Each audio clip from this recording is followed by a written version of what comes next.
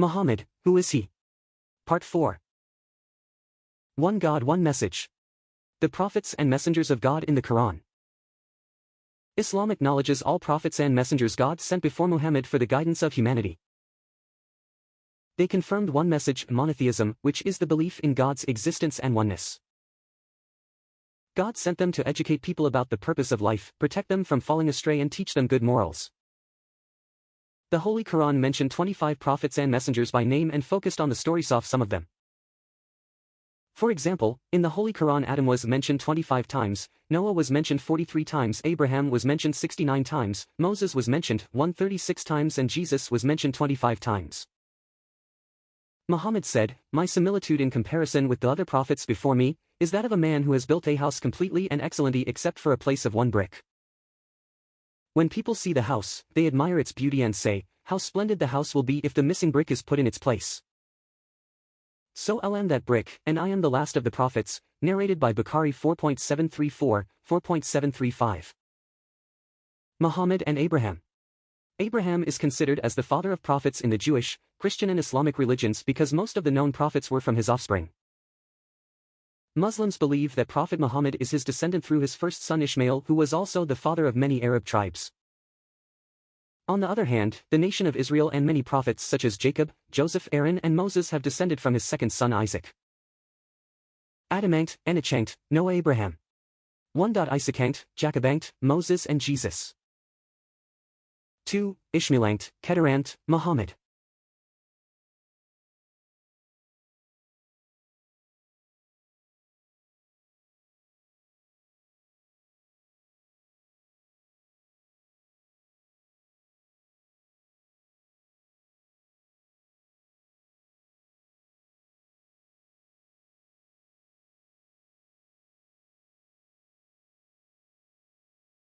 Abraham dedicated his life and struggled to teach people monotheism. The Holy Quran frequently mentioned Abraham and indicated that after he put an effort in searching for the truth and recognized the oneness of God, the one deity, Abraham practically proved his sincerity, honesty, thankfulness, and obedience to God. He presented one of the greatest and most memorable examples in the history for full submission to one God even in the most difficult situations he went through. It is worth mentioning that Prophet Muhammad named one of his children Ibrahim, who died in his childhood. Muhammad and Moses. Muhammad praised highly the Prophet Moses and indicated that on the day of resurrection he will see Moses standing and holding the side of the throne of God, Allah.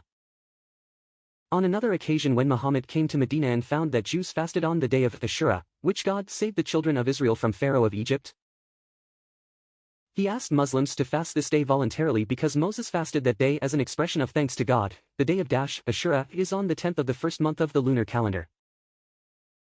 Muhammad and Jesus. According to authentic narrations, Muhammad said, "I am the nearest of all the people to the son of Mary. And all the prophets are paternal brothers, and there has been no prophet between me and him, i.e. Jesus." Bukhari, 3285. Jesus in Quran. The Holy Quran describes Jesus as God's word and glad tidings conveyed to Mary. His name is the Messiah, Jesus, son of Mary. God supported him with the Holy Spirit, Archangel Gabriel, and sent him as a messenger to the children of Israel to guide them to the straight path and to worship God, Allah, his Lord and their Lord, and the Lord of all beings. V87, Captain 2, V45-49, Chapter 3 V171, Chapter 4. Nazareth, Isa, historic town in Lower Galilee, Palestine.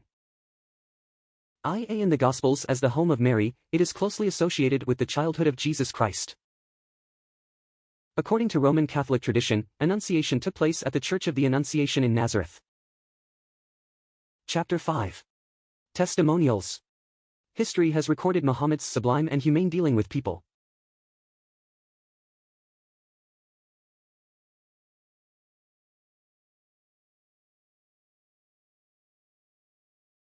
His call and teachings were based on amicability and fraternity.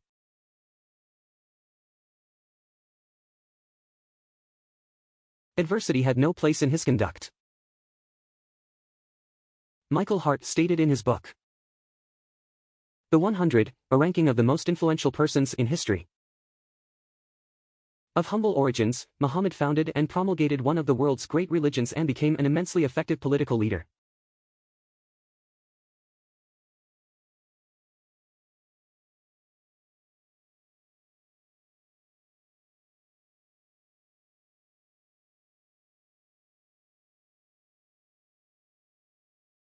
Today, 13 centuries after his death, his influence is still powerful and pervasive.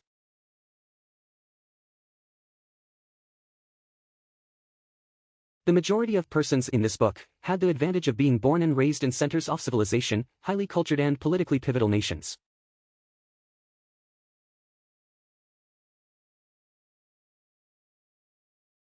Muhammad, however, was born in the year 570 CE in the city of Mecca, in southern Arabia, at that time a backward area of the world far from the centers of trade, art and learning. It is probable that the relative influence of Muhammad on Islam has been larger than the combined influence of Jesus Christ and St. Paul on Christianity. On the purely religious level, then it seems likely that Muhammad has been as influential in human history as Jesus.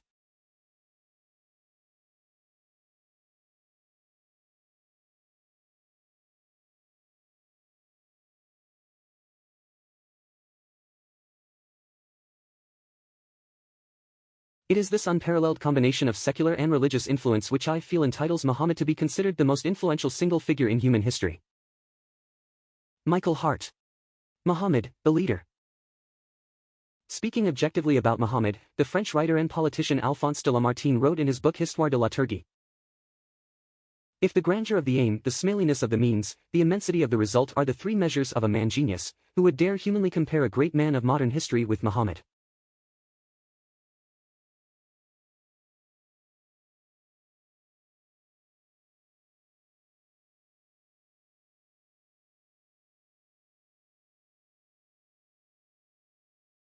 Never has a man proposed for himself, voluntarily or involuntarily, a goal more sublime, since this goal was beyond measure. Undermine the superstitions placed between the creature and the Creator, give back God to man and man to God. Reinstate the rational and saintly idea of divinity in the midst of this prevailing chaos of material and disfigured gods of idolatry. Never has a man accomplished in such a short time such an immense and long-lasting revolution in the world.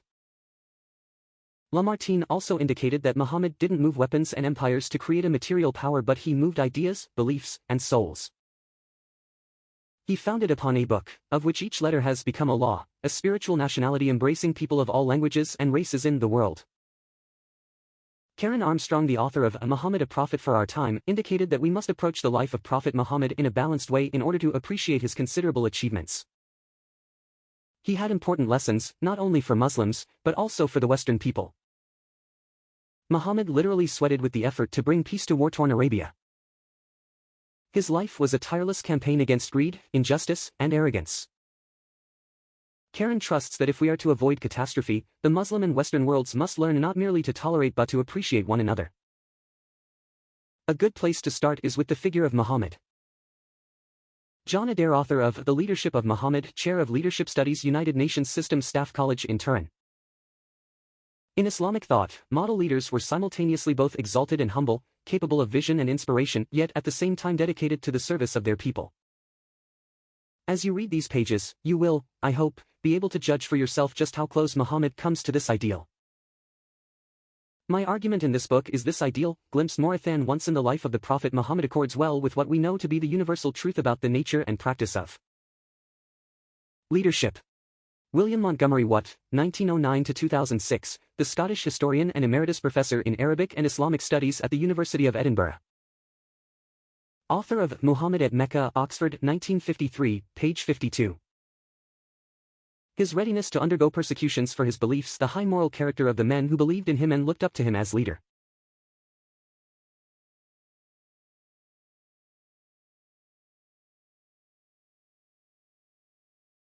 And the greatness of his ultimate achievement, all argue his fundamental integrity. None of the great figures of history is so poorly appreciated in the West as Muhammad.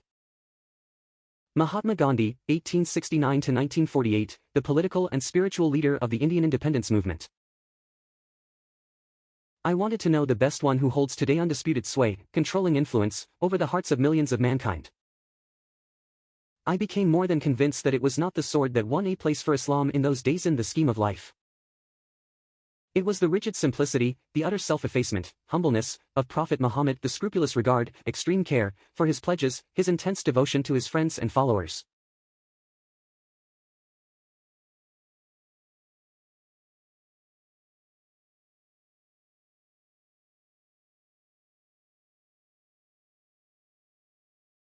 his intrepidity, fearlessness, and his absolute trust in God and in his own mission. When I closed the second volume of the book about his life, I was sorry that there was not more for me to read about his great life. Alphonse de Lamartine, 1790–1869, a French poet, writer and politician. Histoire de la Turquie, Paris, 1854, Volume 2, pp. 276–277. Philosopher, orator, apostle, legislator, warrior, conqueror of ideas, restorer of rational dogmas, of a cult without images, the founder of 20 terrestrial empires and of one spiritual empire. That is Muhammad. As regards all standards by which human greatness may be measured, we may well ask, is there any man greater than him?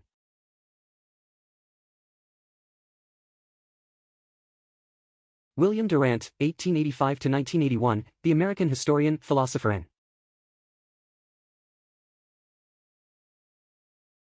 author of The Story of Civilization, Part 4, Vol. 4, page 25. His name, meaning, highly praised, lent itself well to certain biblical passages as predicting his advent. Muhammad was never known to write anything himself. He used an amanuensis. His apparent illiteracy did not prevent him from composing, i.e. conveying the Holy Quran, which was revealed to him and regarded as the most famous and elegant book in the Arabic tongue, and from acquiring such understanding of the management of men as seldom comes to highly educated persons. Note, the word amanuensis means someone who writes what is dictated to him. William Durant used the word composing, which is unacceptable from the Islamic perspective, as Muslims believe the Holy Quran is a literal divine revelation from Allah, the Lord of all beings, to Muhammad through Archangel Gabriel. Johann Wolfgang von Goethe, 1749–1832, a great European poet. Noten und die Abhandlungen zum Westlichen van, WAI, 732. He is a prophet and not a poet, and therefore his Quran is to be seen as divine law and not as a book of a human being made for education or entertainment. Thomas Carlyle, 1795–1881, the Scottish historian, philosopher and author of Heroes and Hero Worship and the Heroic in History.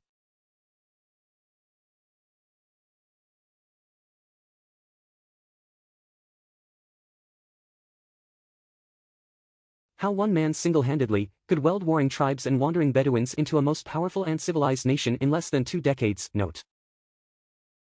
Thomas Carlyle made an attempt to draw a picture of the development of human intellect by using historical people as coordinates and accorded the Prophet Muhammad a special place in the book under the chapter title, Hero as a Prophet, in his work.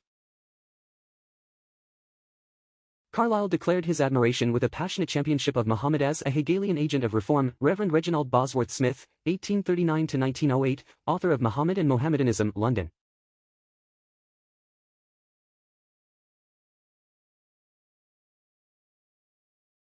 '92, head of the state as well as the church, he was Caesar and Pope in one.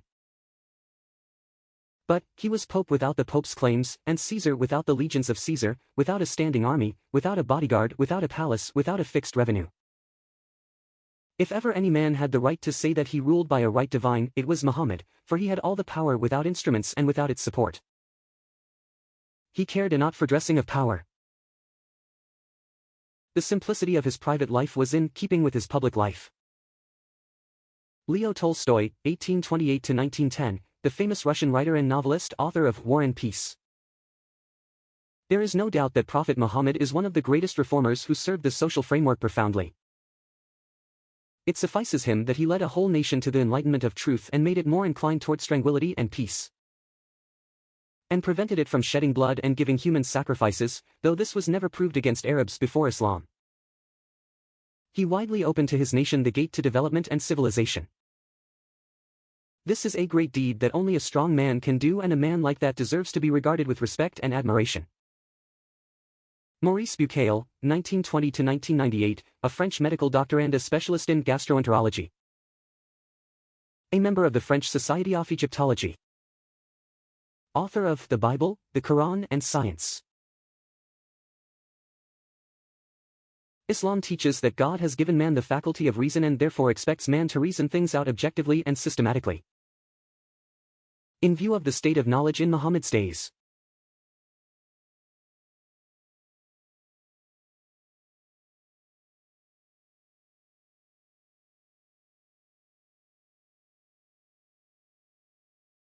It is inconceivable that the statements in the Quran which are connected with science could have been the work of man. A totally objective examination of the Quran in the light of modern knowledge